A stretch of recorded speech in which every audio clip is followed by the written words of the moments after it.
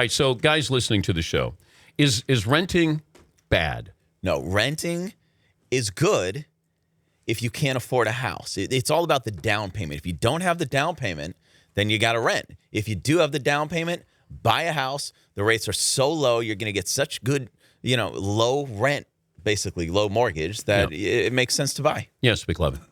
What if I live in Brooklyn? Yeah. And it's so ludicrously expensive. What if you just can't get a house in New York City? Well, you live with Dan. He's obviously doing well. Yes, you can. You can. You're more than welcome to. Yeah, it's difficult. A lot of people are being priced out of that market. The prices are sky high. And then you have people that have been living in these places for 30 years and they won't move because they can't move. But how important is the agent to get me a great price? Because it feels like you're kind of playing a little game with the other agent there, and I'll move here and you move there, so you guys benefit, and we think you're doing a great job. No. In the high stakes game of real estate, it is so important who you're working with. I mean, I make my clients millions and millions of dollars because I get things first. I'm smart about the market. I'm able to trust my gut and make offers before other people and make decisions on the spot. When you're in that game, you need a fantastic agent. So you have irrational clients, right?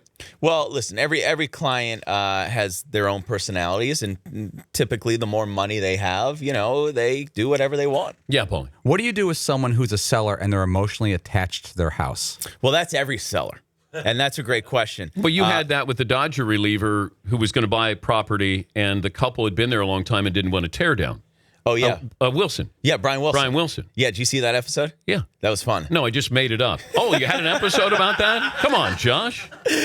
You know what? Everybody needs to take a step back when they're selling their house and realize that it's an investment, and that's it. You start letting emotions get involved, that's when Josh Altman starts pouncing on you and gets a better deal. No. You know what? He went third person. Did you just don't do that? Really? Yeah, you don't say third. And Josh Altman will no. Fine, Dan. Fine.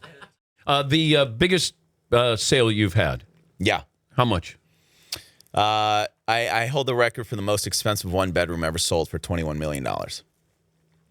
One bedroom. One bedroom. Yeah. Where was this? Give me what was in that one bedroom? Beverly Hills. Of course. The famous Dick Zanuck estate, who's one of the most famous producers ever in Hollywood. And my client bought it and he knocked the house down. And we caught it all on camera.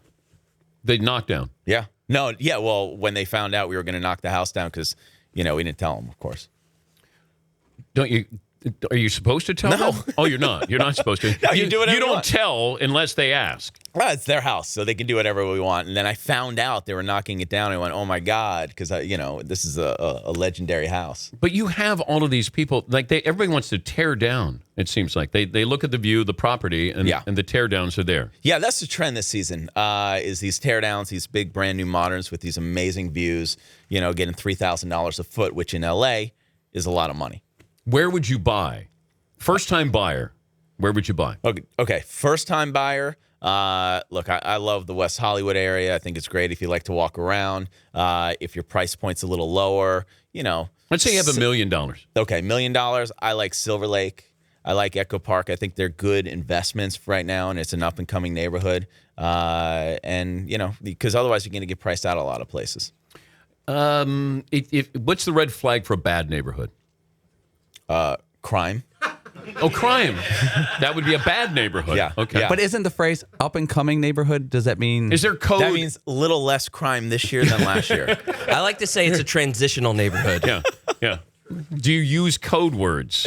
Oh, we have a whole list of code words from, cozy, which means, small. really small. Yeah. Up and coming, of course. Fixer-upper? Needle in a haystack. Ooh. Yeah. Okay. Yeah. That means worst house on the street. Stay away from the cozies. It's cozy. That means it's really small. The craziest opening, though, you ever had? You guys staged these openings for these houses. Yeah. Yeah. Oh, the craziest opening we had was, this mega $20+ million estate. We hired, Porsche to come in, and they brought like the 918 Porsche and literally put all these amazing cars in it in the driveway. And we've had dancers, and we've had it was an event. That's really what it's become. from our show, I'll go to a listing for a $500,000 condo, and they'll say, well, I saw in your show you throw a huge event. Can we get sponsors and stuff? I was like, that was a $25 million house. This is an 800 square foot condo. But how do you decide what gets on the show and what you're selling? We like to go, with the best stories and the stuff that's going to be most entertaining. But how much is shot? Let's say you go to a $500,000 condo and it turns out to be a great story, but you didn't shoot it.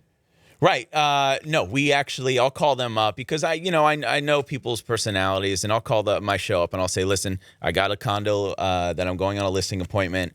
From the research, it looks like it's a good story. I'm going to go meet these people. Come with me.